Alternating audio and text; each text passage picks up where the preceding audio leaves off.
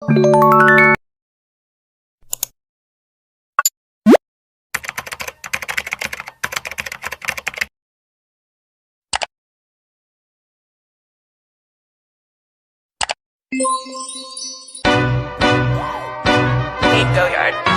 got so much motherfucking design on right now. Break it down, bring it back, make it clap. I got 3 old thoughts, new guap, wear that dick. Bitches on my line, and you know they come strapped, come strapped. Assalamualaikum warahmatullahi wabarakatuh.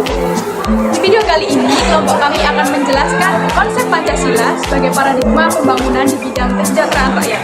Sebelum itu, kita memperkenalkan diri terlebih dahulu yuk. Perkenalkan, nama saya Maulia Sumawati dengan akhiran NIM 043. Perkenalkan, nama saya Afita Bizaro dengan akhiran NIM 049.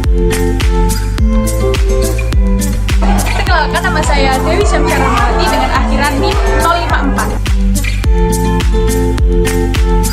Untuk mengetahui penjelasan videonya, kita simak video berikut ini.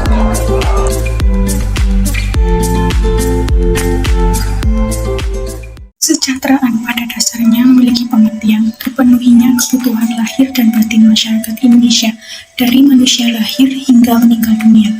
Menurut KBBI, sejahtera artinya tentram, selamat sentosa, dan senang.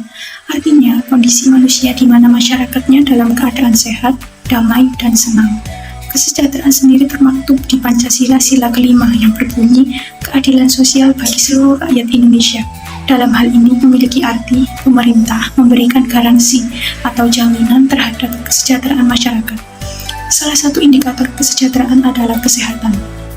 Kesehatan yang baik yang dimiliki setiap keluarga masyarakat menunjukkan indikator kesejahteraan. Kesejahteraan menjadi indikator yang sangat penting. Kesejahteraan masyarakat Indonesia meliputi berbagai hal di bidang kesehatan keluarga seperti indikator kesehatan ibu hamil, melahirkan, menyusui, balita hingga dewasa, bahkan lansia. Begitu juga pada fasilitas dan layanan serta biaya kesejahteraan yang dikeluarkan oleh individu serta pemerintah untuk mendapatkan layanan yang maksimal serta optimal. Kesehatan sebagai salah satu unsur kesejahteraan umum harus diwujudkan sesuai dengan cita-cita bangsa Indonesia, sebagaimana yang dimaksudkan dalam Undang-Undang Dasar 1945 melalui pembangunan nasional yang berkesinambungan berdasarkan Pancasila dan Undang-Undang Dasar 1945. Apakah kata sejahtera telah didapatkan oleh Dina, seorang peserta BPJS asal Bogor, bayi Deborah yang menjadi bagian dari cerita pilu di Jakarta, dan Wiwi yang harus kehilangan mertuanya karena tak bawa surat keterangan tidak mampu saat ke RSUD. Dina merupakan salah satu peserta BPJS berasal dari Bogor. Ia mengungkapkan pernah mendapatkan pengalaman yang buruk ketika mengantar ibunya berobat ke salah satu rumah sakit di kawasan Bogor. Ibunya mendapatkan penanganan yang lama sehingga seakan rumah sakit mengulur-ngulur waktu untuk pasien BPJS. Ia juga mengungkapkan bahwa rumah sakit tempat dirinya biasa berobat untuk pengguna BPJS dibiarkan mengantre panjang dan mendapatkan waktu yang lama untuk bisa diperiksa oleh dokter. Adapun bayi Tiara Deborah yang meninggal akibat rumah sakit yang telat menangani, padahal saat itu terjadi situasi yang gawat darurat. Pihak rumah sakit sempat meminta keluarga bayi Deborah membayar uang muka agar bisa dirawat di ruang pediatric intensive care unit atau PICU. Padahal bayi Deborah adalah pemilik BPJS Kesehatan. Akibatnya, RS tersebut mendapat sanksi berupa surat teguran rekomendasi dari Kementerian Kesehatan. Dan pihak RS Mitra Keluarga Kalideres bersedia dicabut izin operasionalnya jika mengulangi meminta uang muka untuk penanganan pasien gawat darurat. Peristiwa serupa juga dialami Wiwi berasal dari Jambi yang harus kehilangan mertuanya, Guntur Siahaan. Wiwi menerangkan mertuanya sempat menjalani operasi pada 16 Juli 2023 dan keluar dari rumah sakit pada 26 Juli 2023. 4 hari setelah pulang dari rumah sakit, mertuanya kembali mengalami sakit dan dibawa ke rumah sakit. Saat itu mertua Wiwi sempat ditangani di ruang IGD. Namun karena tidak membawa surat keterangan tidak mampu atau SKTM, mertua Wiwi justru diminta pulang untuk membawa SKTM.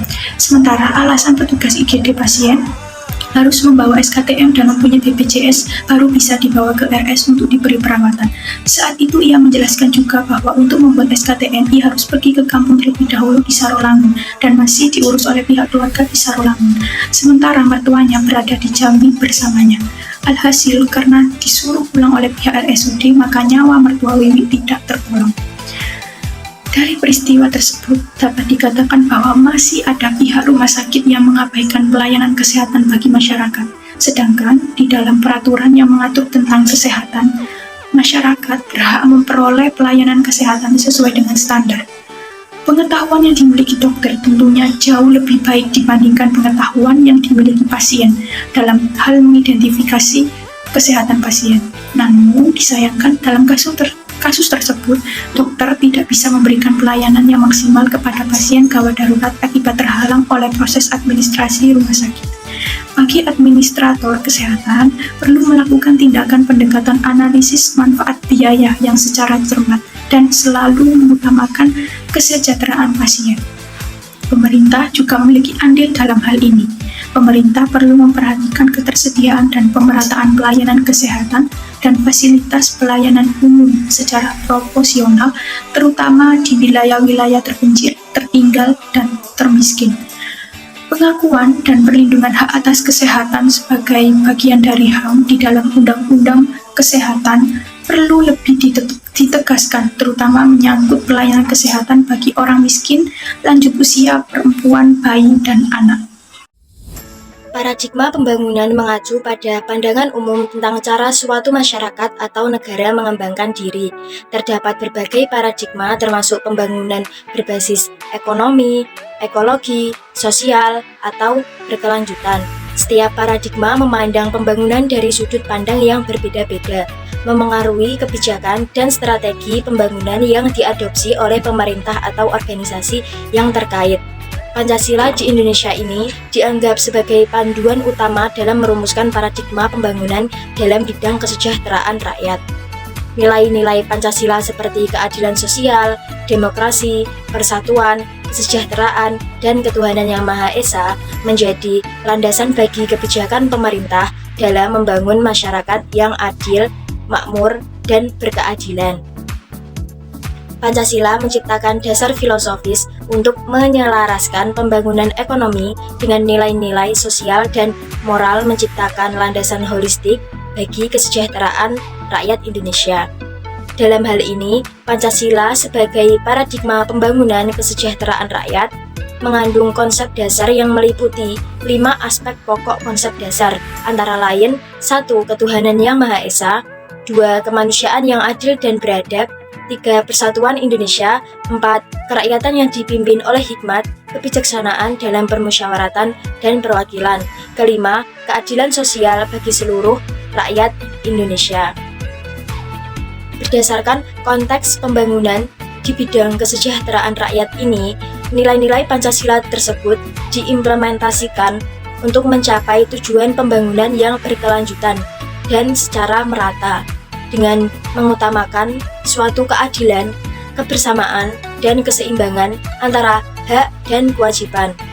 Konsep dasar paradigma pembangunan ini melibatkan upaya pemerintah dalam meningkatkan kesejahteraan dan kualitas hidup masyarakat Indonesia. Ada beberapa faktor-faktor utamanya yang melibatkan pengembangan ekonomi yang inklusif, pemberdayaan sosial, pendidikan, kesehatan, dan perlindungan lingkungan untuk mencapai tujuan tersebut.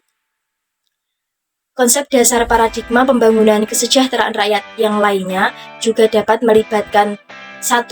Partisipasi. Yang dimaksud partisipasi ialah keterlibatan aktif masyarakat dalam pengambilan keputusan dan implementasi program. 2. Pemerataan, yaitu distribusi hasil pembangunan secara merata untuk mengurangi kesenjangan sosial. 3. Penguatan ekonomi, yaitu peningkatan ekonomi melalui pengembangan sektor-sektor lokal. 4. Kualitas hidup. Kualitas hidup ini memiliki pengertian peningkatan dalam pendidikan, kesehatan, maupun lingkungan. Dan yang terakhir, perlindungan sosial, yaitu sistem perlindungan untuk mengurangi risiko kemiskinan dan ketidaksetaraan. Baik, untuk pertanyaan yang pertama, menurut Anda, apa dampak sosial dari ketidaksetaraan akses kesehatan dalam masyarakat Indonesia? Ketidaksetaraan akses kesehatan dapat memperburuk kesenjangan sosial di Indonesia. Ini dapat mengakibatkan penderitaan lebih besar pada kelompok yang kurang beruntung, memperkuat ketidaksetaraan ekonomi, dan menghambat perkembangan sosial ekonomi secara keseluruhan. Baik, untuk pertanyaan yang selanjutnya, apakah menurut Anda pelayanan kesehatan terhadap masyarakat Indonesia ini sudah cukup baik? Menurut saya, pelayanan kesehatan dapat bervariasi, dan penilaian terhadap cukup atau tidaknya dapat bergantung pada berbagai faktor, termasuk aksesibilitas, kualitas layanan, dan kebijakan kesehatan. Beberapa orang mungkin menganggapnya memadai, sementara yang lain mungkin berpendapat sebaliknya. Baik, untuk pertanyaan terakhir, menurut Anda, apa solusi untuk mengurangi ketimpangan sosial dalam hal pelayanan kesehatan? Untuk mengurangi ketimpangan sosial dalam pelayanan kesehatan diperlukan beberapa pendekatan yang holistik.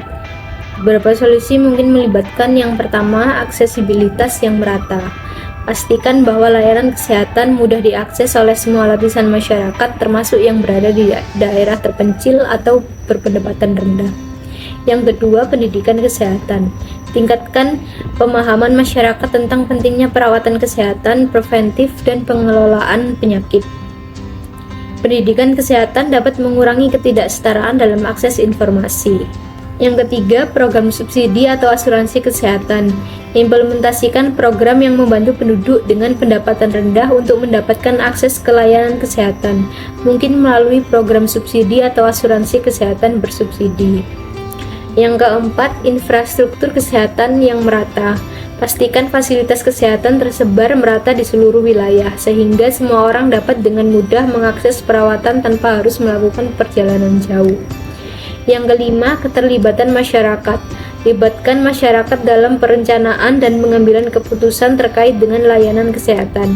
Ini dapat meningkatkan kepercayaan dan memastikan bahwa kebutuhan masyarakat tercermin dalam sistem kesehatan. Yang keenam, pengawasan dan evaluasi rutin. Selalu lakukan pengawasan dan evaluasi terhadap sistem kesehatan untuk memastikan bahwa setiap perubahan atau kebijakan yang diterapkan memberikan dampak positif dan tidak meningkatkan ketidaksetaraan. Jadi, solusi tersebut dapat membantu menciptakan sistem kesehatan yang lebih adil dan merata bagi seluruh masyarakat Indonesia. Baik, terima kasih untuk Kak Melati sudah menyempatkan waktunya untuk saya wawancarai pada hari ini. Baik, sama-sama Dek.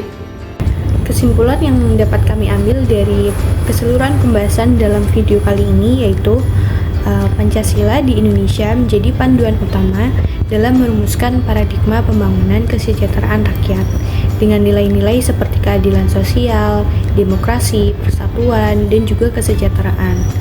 Nah, konsep ini melibatkan upaya pemerintah dalam meningkatkan kesejahteraan melalui pembangunan ekonomi inklusif, pemberdayaan sosial, pendidikan, kesehatan, dan juga perlindungan lingkungan. Namun, implementasinya itu seringkali menghadapi tantangan, seperti kasus yang terjadi pada peserta BPJS, yaitu Dina, Bayi Deborah, dan juga Wiwi, yang dimana mereka mengungkapkan masalah dalam pelayanan kesehatan yang ada di Indonesia, termasuk administrasi rumah sakit.